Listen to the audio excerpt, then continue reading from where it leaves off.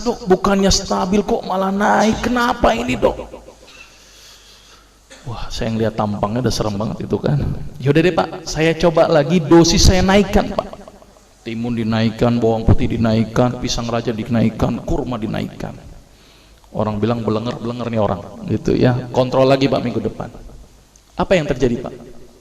Setelah minggu depan tensi tidak turun-turun. Saya pada waktu itu sempat hopeless. Aduh, harus gimana lagi? Dan bapak itu bilang ke saya, ini real pengalaman saya ketika praktek, dan real saya menggunakan terapi ini adalah pasien pertama saya. Saya pada waktu bilang ke bapak itu begini, tapi sebelum bapak itu bilang ke saya, dok ini udah gak berhasil dok, apakah saya harus kembali ke kaptopril lagi? Tapi sama aja dong, percuma kalau saya harus kembali ke kaptopril lagi. Saya bilang ke bapak itu, pak, saya sebenarnya punya sebuah pengobatan ini belum pernah saya gunakan pak. Jadi kalau bapak mau pak, bapak adalah pasien pertama saya yang mau saya coba dengan terapi ini pak. Daripada bawa pulang nggak bawa apa-apa, kalau bapak pun mau.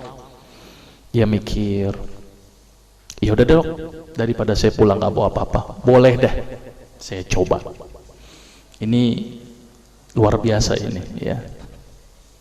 Akhirnya saya bilang kepada bapak itu, baik pak, saya coba terapi ini. Kalau 2 minggu tidak ada perubahan, bapak nggak usah ketemu saya lagi. Tetapi kalau bapak ada perubahan setelah 2 minggu, tolong pak ketemu saya lagi selama 2 minggu. Tapi kalau tidak ada perubahan pak, bapak nggak usah ketemu saya lagi, berarti saya gagal. Dia mikir berapa saat. Baik dok, apa terapinya? Sederhana pak pada waktu itu. Saya suruh apa bapak itu? Siap dok, apa yang dokter lakukan? Saya bilang ke bapak itu, pak, tolong bapak senyum sehari 20 kali pak.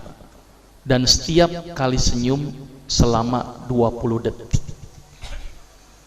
Gila nih kali dokter ya, bukan dikasih obat malah dikali senyum gitu ya. Sudah pak, jalankan saja. Kalau tidak sembuh nggak usah ketemu saya lagi, tapi kalau sembuh tolong 2 minggu ketemu saya lagi. Dia mikir, baik dok, tapi bagaimana kalau saya tidak bisa senyum? Ya udah pak, ngelihat kaca senyum sendiri, saya suruh begitu. Ini jujur saja, ini kasus pertama saya, dan saya waktu itu nekat saja karena saya sudah hopeless, harus bagaimana lagi kan, daripada dia tidak mau kembali ke kaptopril. Akhirnya di luar perkiraan saya pak, ternyata bapak yang kepala pas pampres itu datang ke saya lagi pada waktu 2 minggu kemudian sambil senyum-senyum. Berarti kesimpulannya pak, sembuh pak. Kenapa kok bisa sembuh? Ini yang pertanyaan cukup mendasar. Kenapa kok senyum bisa sembuh? Sampai-sampai itu ajudannya bingung sama saya. Dokter, itu bapak diapain dok? Biasanya kalau upacara marah-marah, sekarang senyum-senyum. Baca koran, senyum-senyum. Bengong sedikit, senyum-senyum. Saya bilang memang target terapinya begitu, harus 20 kali sehari. Ternyata penelitian menunjukkan orang yang senyum sebanyak 20 kali sehari dengan durasi 20 detik setiap senyumnya, maka otak akan mengeluarkan sejenis zat yang namanya beta endorfin. Apa itu beta endorfin? Beta endogenous morfin, atau morfin yang dihasilkan alami oleh tubuh. Maka itu kalau orang yang biasa makan morfin, biasanya tubuhnya tidak bisa memproduksi morfin lagi.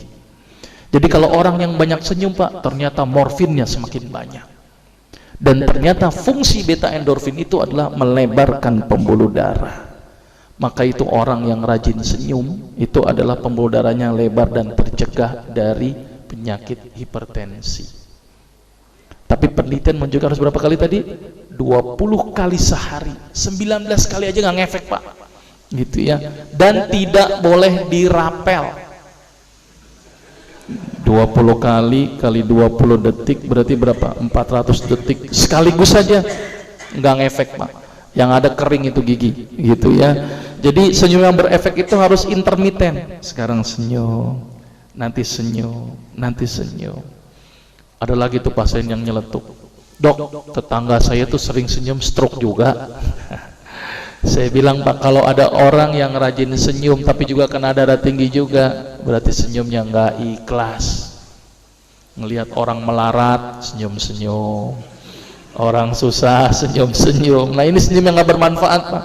Jadi senyum yang berefek itu adalah senyum yang dihasilkan dari hati yang datangnya ikhlas karena Allah, Pak, bukan karena siapapun.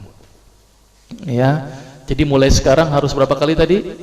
20 kali penelitiannya. Karena senyum 20 kali akan mengeluarkan sejenis zat di dalam tubuh yang fungsinya melebarkan pembuluh darah. Maka itu orang-orang yang sakit darah tinggi, protap pertama saya apa? Senyum. Orang yang sakit jantung, senyum. Orang yang sakit stroke, senyum dulu. Kalau dia nggak bisa senyum, Pak, berarti gagal pengobatannya. Itu pertama, tapi harus 20 kali. Itu contoh pasien pertama. Contoh pasien kedua, saya punya pasien kebenaran nenek-nenek, tapi bukan ini nenek-neneknya ya, ini cuman gambaran. Ini ternyata nenek-nenek tuh kayak begini gitu ya. Nenek-nenek setiap hari makan dul kolak, stres dia. Datang ke saya, dok gimana nih supaya nggak berhenti dari dul kolak. Pada waktu itu cuma saya suruh apa, nek tolong stop dul kolak, tolong nek senyum di pagi hari ketika nenek melek, langsunglah senyum, saya suruh. Cuman ini aja dok, iya melek, ketika melek pertama kali senyum langsung. Nenek itu mikir, udah jalin aja nek, pokoknya minggu depan kontrol, mas saya stop dul kolaknya. Apa yang terjadi setelah 1 minggu? Dan itu sudah saya buktikan. Ternyata nenek itu balik ke saya lagi. Iya ya dok ya, kok saya senyum di pagi hari, kok ternyata buang air besar saya langsung lancar. Kenapa ya dok ya? Ternyata Pak, penelitian menunjukkan ibu-ibu atau wanita di pagi hari rata-rata ini sulit sekali tersenyum. Betul nggak sih Bu? Bu, betul nggak nih ibu-ibu nih? Betul nggak sih Pak ya? Ternyata ibu-ibu di